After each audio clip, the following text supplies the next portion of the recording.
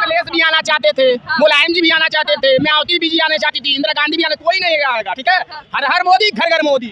24 आने दीजिए, ये 14 जब आया तभी ये देखे, 19 आया तभी देखे, 17 आया तभी देखे, 22 आया तभी देखे, 23 आया तभी देखे, तो 24 भी देखेंगे भाई साहब। मुद्दा ये है कि 30 साल में 365 दिन होते हैं। इनका नेता 65 दिन के राजनीति करता है, दिल्ली में बैठ करके भारतीय जनता पार्टी का नेता से लेकर कार्यकर्ता तक 365 दिन वर्क करता है। राहुल गांधी जैसे एक व्यक्ति ही वोट नहीं दे रहा है, वोट तो जनता दे रही है। इन्होंने जितनी बार भ्रष्टाचार और गलत चीजों का आरोप लगाया है, उसका खामियाजा भुगतना पड़ेगा। बार बार ये बात कहेंगे और बार बार मैं यह बात कहता रहूंगा। मैं इनकी गाड़ी में तेल भरवा दे रहा हूँ, अब मेरे साथ चले, मैं दिखा रहा हूँ पहले सड़कें क्या थी, अब सड़कें कैसी है।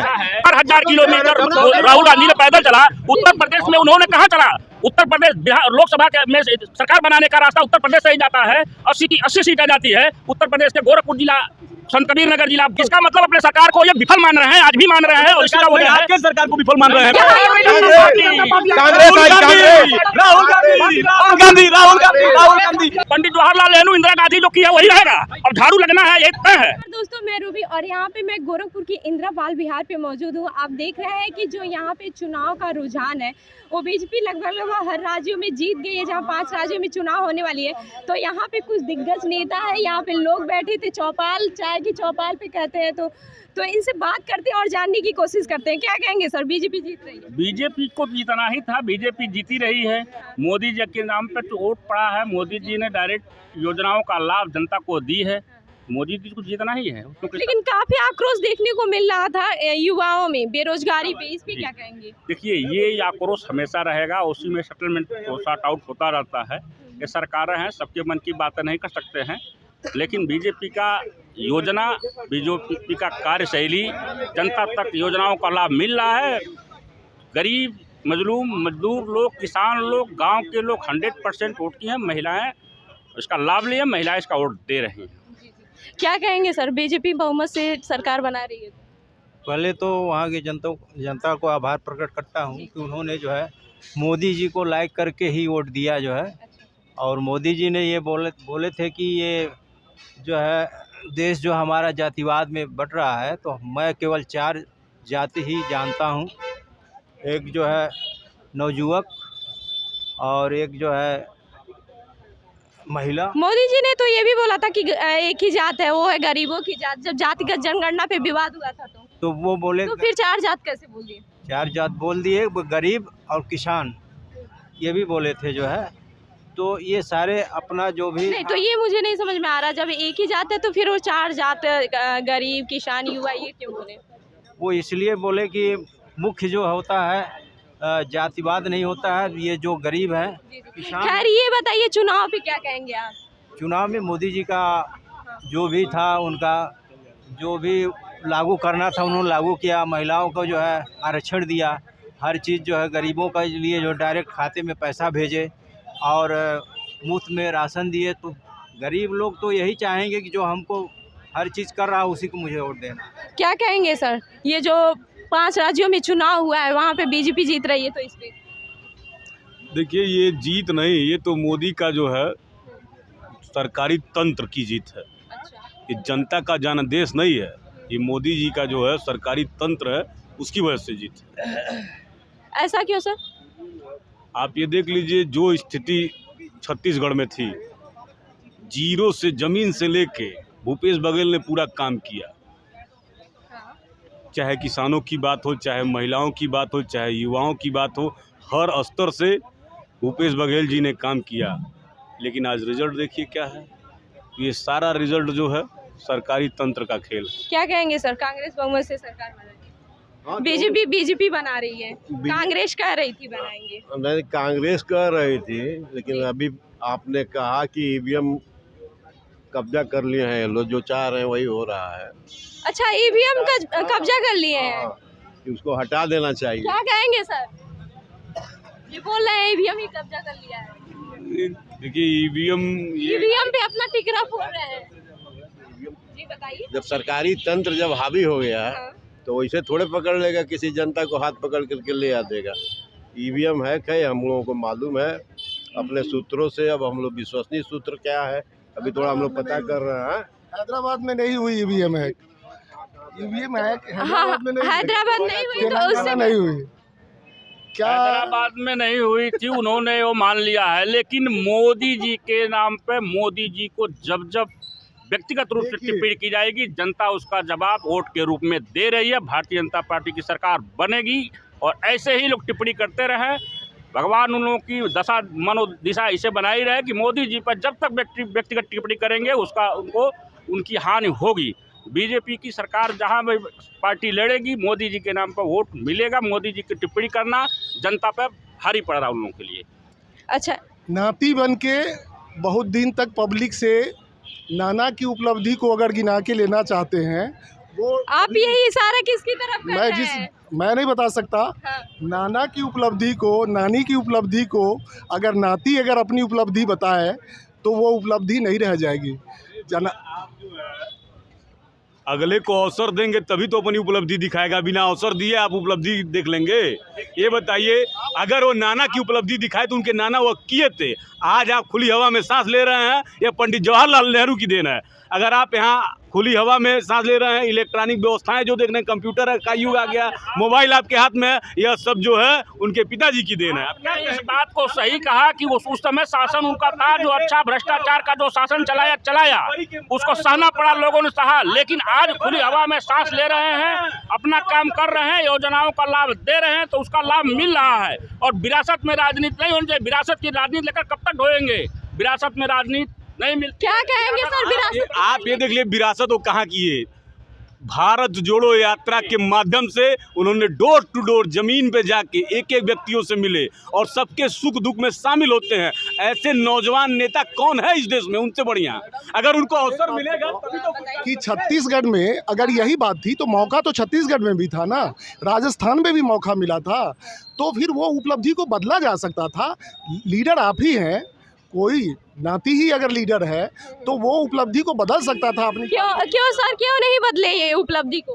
आप ये देख लीजिए, राजस्थान में हमारी सरकार थी, हमने गैस सिलेंडर का दाम 500 रुपया किया। अच्छा, हमने सारा काम किया। लेकिन सर ये बताइए सिर्फ राजस्थान में ही क्यों? राजस्थान में नहीं, जहाँ छत्तीसगढ़ में भी थी, वहाँ भी जहाँ कांग्रेस की सरकार थी, हमने जो है सारा काम किया। पुरानी पेंशन योजनाओं को बहाल किया, हमने काम किया। लेकिन जब केंद्र की सरकार जो है अपने तंत्रों का उपयोग करेगी तो वहाँ कोई सरकार नहीं बना पाएगा जब तक केंद्र में राहुल गांधी प्रधानमंत्री नहीं बनेंगे। क्या कहेंगे सर? राजस्थान में तो सरकार उन्हीं की थी।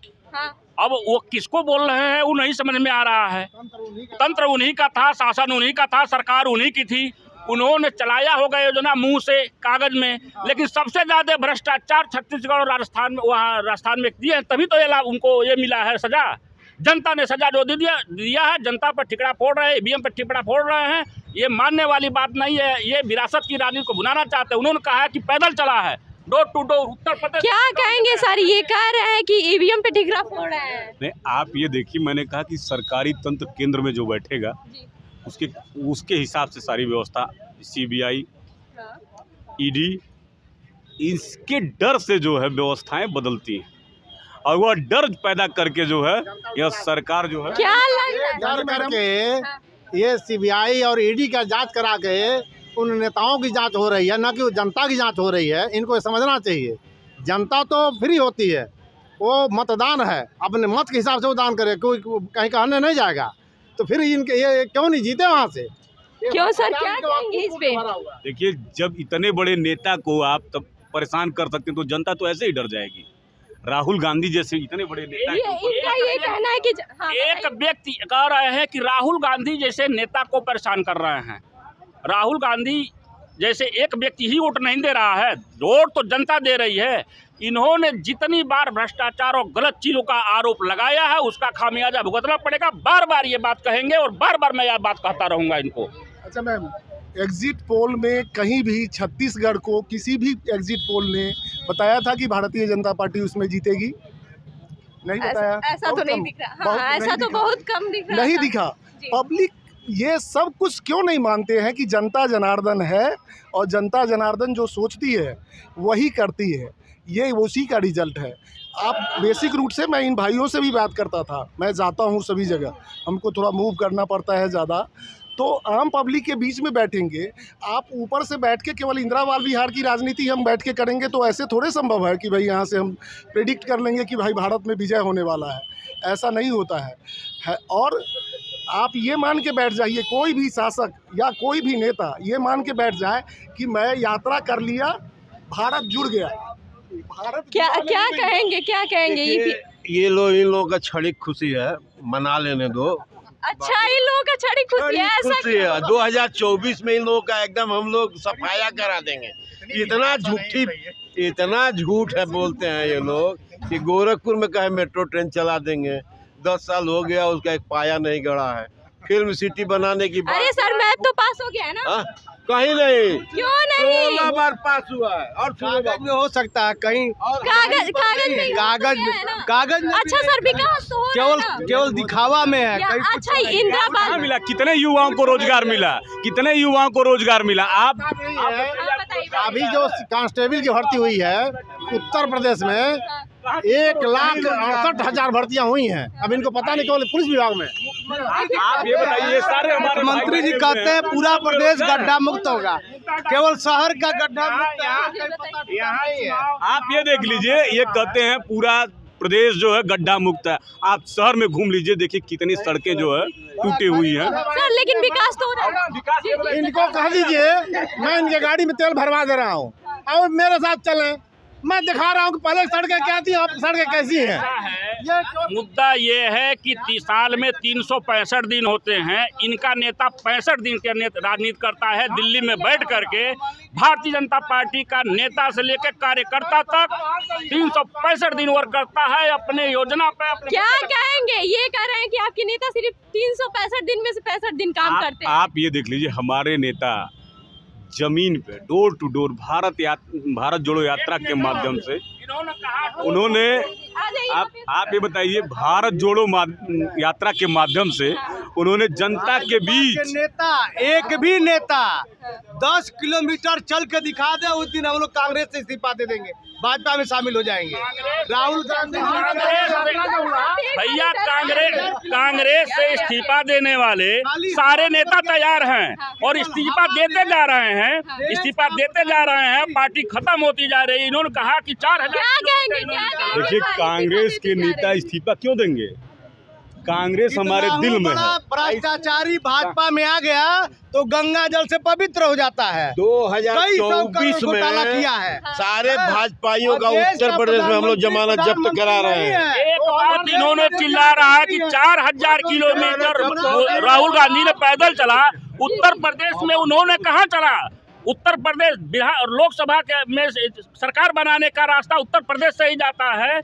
80 की 80 सीटें जाती है। उत्तर प्रदेश के गोरखपुर जिला, संत कबीर नगर जिला, बस क्या उन्होंने आया किसी जिले में कहीं पर उन्होंने होटल से कॉन्फ्रेंस किया। कार्यकर्ता आप ये देखिए, कल्पना करते ये ऐसी बात कर रहे हैं। भारत जोड़ो यात्रा के माध्यम से राहुल गांधी ने जनता को जागरूक किया, जिसका परिणाम उन्होंने कहा है कि हम नफरत के बाजार में एक मिनट खोल के भी दिखाया। आपने ये बोला कि नफरत की दुकान खोल के दिखाया। एक मिनट मोहब्बत की ये बोल रहे हैं कि मोहब्बत की दुकान खोलेंगे, खोल के दिखाया। तो ये छत्तीसगढ़ में जो 5 राज्यों में चुनाव हुआ है, नतीजे क्यों नहीं आए? ये जो चुनाव हुआ यहाँ नतीजे मैंने बताया ना क्या स्थिति थी। उस स्थिति की वजह से जो है हम दुकान नहीं खोल पाए। आप जो सरकारी तंत्र के माध्यम से प्रचार तंत्र जो हुआ है, मैं फिर वही बात कहूंगा कि सरकारी तंत्र से दुरुपयोग हुआ है। उस दुरुपयोग की देन है कि हमारे हाथ से वो राज्य। इसका मतलब अपने सरकार को ये विफल मान रहे हैं, आज भी मान रहे हैं। और इसका वजह है आपके सरकार को विफल मान रहे हैं। मेरी सरकार जहाँ है, अगर हमारी भाई साहब बोले हैं कि 24 आने दीजिए। ये 14 जब आया तब भी ये देखे, 19 आया तब भी देखे, 17 आया तब भी देखे, 22 आया तब भी देखे, 23 आया तब भी देखे, तो 24 भी देखेंगे भाई साहब। 24 दिखाएंगे। 24 में इन लोगों ने हम लोगों ने दिया था, अब ये हम लोगों ने दे दिया। 24 में हम लोगों को मिलेगा। राहुल गांधी जी 24 में देश के प्रधानमंत्री बनने जा रहे हैं और इस तरह का माया जाल इनका 65 दिन की राजनीति करने वाला सिर्फ एक व्यक्ति का नाम लेने के, वो नानी की, दादी की, पापा का, विरासत लेने के लिए एक दिन की राजनीति क्या कहेंगे, ये बार बार ला रहे हैं 65 दिन की राजनीति। झाड़ू लगेंगे 24 में झाड़ू लगेंगे इनके। अच्छा, क्या अरे इन्हें ये क्या पता है, ये बताइए राहुल गांधी परमानेंट जो है जनता के बीच में रहते हैं, 65 दिन कर रहे हैं। अरे इनको पता नहीं है, जानकारी नहीं है। राहुल गांधी की देन है। आज जो ये खूबसूरत लोकतंत्र देख रही हैं, यह जो पंडित जवाहरलाल नेहरू की देन है। पंडित जवाहरलाल नेहरू, इंदिरा गांधी जो की है वही रहेगा। अब झाड़ू लगना है, ये तय है। आप ये बताइए, ये कह रहे हैं झाड़ू लगना है। अरे जिस दिन 24 में राहुल गांधी प्रधानमंत्री बनेंगे उसी दिन इनको झाड़ू थमा दिया जाएगा। राहुल गांधी प्रधानमंत्री का सपना छोड़ दें। जो भी सीटें हैं 2-4 बची हैं, झाड़ू लगाइए। एक मिनट ये बताना है। जी जैसे आप यहाँ देख रही हैं, घोसी का एक चुनाव हुआ, घोसी का चुनाव हुआ, ये लोग इतने कांग्रेस वाले लोग प्रसन्नचित। बस ये बता दीजिए 24 में कौन आएगा? कांग्रेस आई, राहुल गांधी।